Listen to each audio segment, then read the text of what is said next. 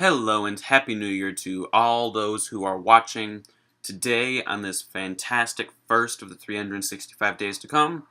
I've got a special gift for you. I've got my favorite book, and I'm going to show it to you guys. Or at least it's one of my favorite books. The Demon King, written by Cinda Williams-Chima. Published in 2009 by Hyperion Books, this is the first book in the 4-book series of the Seven Realms series. And, I'd give this book on any day a rating from 1 to 10. I'd give it 100 because it's that good. The story on how I came across this book is chancy, I guess. I guess I have the luck of the Irish on my side. I was at my favorite seller, Barnes & Noble, and I was buying another book by that author, Cinda Williams-Chima. I will engrave this name into your memories by the end of this. The Dragon Heir, written by Cinda Williams-Chima, again.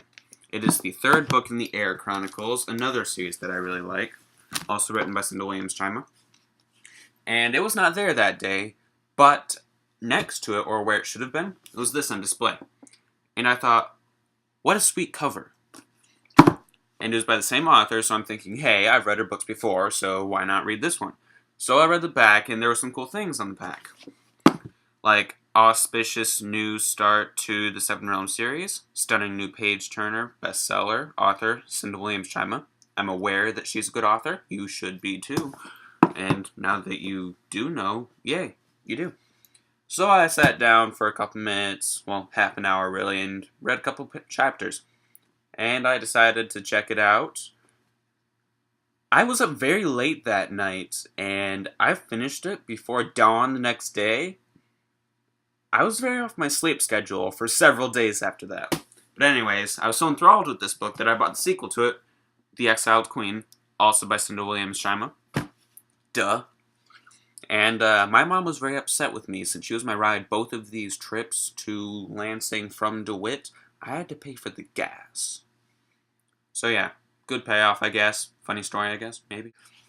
So yeah, I'd recommend this book to anyone if they have a craving for wizards, forbidden love, romance, crime, adventure, because those are in this. This book has this.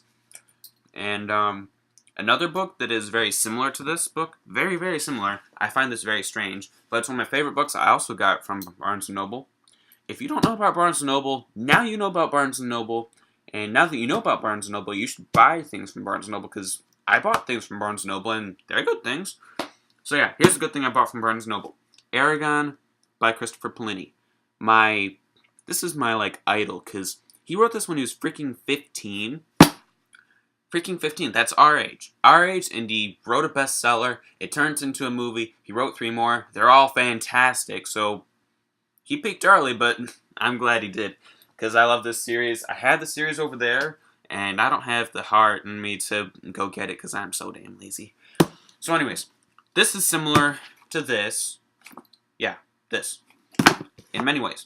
Their plot line, basically in summary, is they both find something very valuable that they should not have found. They both lived in poverty, and they're both out sort of herb gathering. Well, in Demon King, the main character is herb gathering. In Eragon, he's hunting. They're both hunting in mountains, that's a similarity. They both live in poverty, they're both in the mountains. And they both find something. In Eragon, he finds a blue dragon egg. In the Demon King, he finds an amulet, or at least he steals it from a wizard that's trying to kill his friend, Dancer. Anyways, they both keep the things they find, and they hide them in secret. Because, if you find things that you think are valuable, and you take them from people, you don't want them to get back, so you hide them. So yeah, they hid them, and later on, in Eragon, his uncle gets killed by the Razak, which are sort of demons that are made of worms, I guess. And, yeah, he suffered, and later on, the dragon... Yeah, it's a blue dragon egg. What do you think's in it? A dragon. Duh. Saphira is her name, if you don't know. Made into a movie, published by an awesome author, my idol. If you don't know about this, now you know about this. Read the book or watch the movie. Read the book before watching the movie is my recommendation. I highly recommend this book. The Demon King, his mom and sister are burnt alive in their house, which is located over a horse stable. They are in poverty. They don't live in a good place. but they are burnt alive over a horse stable with horse poop in it. Now think about this. All those noxious fumes, I would assume that they went unconscious from inhaling those instead of smoke inhalation, and due to this, I would assume that they died not as painful as they would have if burned alive. They were burned alive, unfortunately, so sad story. Hanson Alister hates Gavin Byer to this day. Well, to the last day of the books, I guess, because he gave the order for the Queen's Guard, which is the police or the enforcing law force, I guess, to set that fire plane thing. Yeah. So, anyways, I love this book. I love this series. The two main characters, the two main protagonists in this series, is Hanson Alister, or Han Alister he goes by. He, short for Hanson Alister. His dad was a warrior a soldier that died in the war in Arden, which is another realm in the Seven Realms.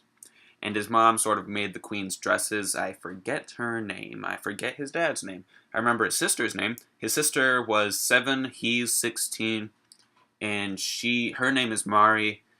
And yeah, he fostered with the clans every summer of his life except for 3, which he spent running the streets as a street lord gang leader sort of person. And there he earned his street name, Cuffs Alister, due to his trademark silver cuffs that were magical because they grew as he grew, but they did not come off at all. He was told that they were given to him when he was born because he was born demon-possessed and they warded off the demons. This is not true. Spoiler alert, there is another deeper, darker secret about these. I will not tell you about them. Haha. And in clans, which are the natives of the Queendom of the Fells, they are crafters of the amulets that the wizards use. Those are sort of the instruments they use to execute their magic. Think Harry Potter. They've got wands. Now substitute those for amulets, and that's your Demon King wizard community. I swear to God. If you guys don't know Harry Potter, you should... You are not people if you don't know Harry Potter, because they are very popular now time. I mean, their movies are done, their books are out, but it's still a good book series movie thing. So yeah, similar to that, because Demon King, wizards use amulets instead of wands. Now, the clans make the amulets so that there's a division of power, so that the wizards aren't all, yay, high and mighty, because they rely on someone else to make their weapons, I guess. The clans also make poisons, which are very potent and powerful, and also cures for these poisons and other illnesses. They are very powerful healers, due to the fact that they use earth magic, not just high magic. I will not tell you the difference for because I'm over the time limit, that's all. Yeah, so sorry. So yeah, where was I? Yeah, our number 2 in this book is Ryza Anna Mariana, and she is the princess heir of the Queendom of the Fells. That's a mouthful. And she is she also was with the clans for a long time. She spent 3 years in Demon Eye Camp, which is sort of a branch off of the clans. And there she learned the ways of the warrior, bow, sword fighting. Her strong point is the bow. And she earned her name there, Briar Rose. In the clans, you earn a name that sort of specifies you. Hanson Alister's name is Hunts Alone because he accomplished a good hunt while he was alone. Her name is Briar Rose because that's her personality. Short, stubborn, prickly. And both of these guys have a sort of sidekick, I'd like to say, but they're more like childhood friends that are like, man, I'll go all the way with you. Not with you, but for you. Like, they'll fight to the death against anyone, anything, any army, the whole world. Man, we're going to war against anyone because I'm just that loyal. And Hanson Alister's best friend is our fire dancer. He is son of the matriarch Willow Song of the clans. So he's clan royalty, so of course his name is Fire Dancer. That's his clan name. And his veil name, which is the one he uses in the city, is Hayden. He's got no last name because he's got no known father. Or at least he's known, but I'm not going to tell you guys because it's a secret. Haha! Actually, you don't find out about that until a couple of books later. The fourth one, I think. The last one. Ryza Anna Mariana's number one is Aemon Byrne. They are childhood friends. They've been friends, best friends forever. And he's the corporal of the Queen's Guard, and his dad is the captain of the Queen's Guard, Edon Byrne. Now, he's been away at Odinsford at the warrior sort of military school called Winehouse for the past 3 years, learning so he can take up the mantle of his dad's place once he's gone.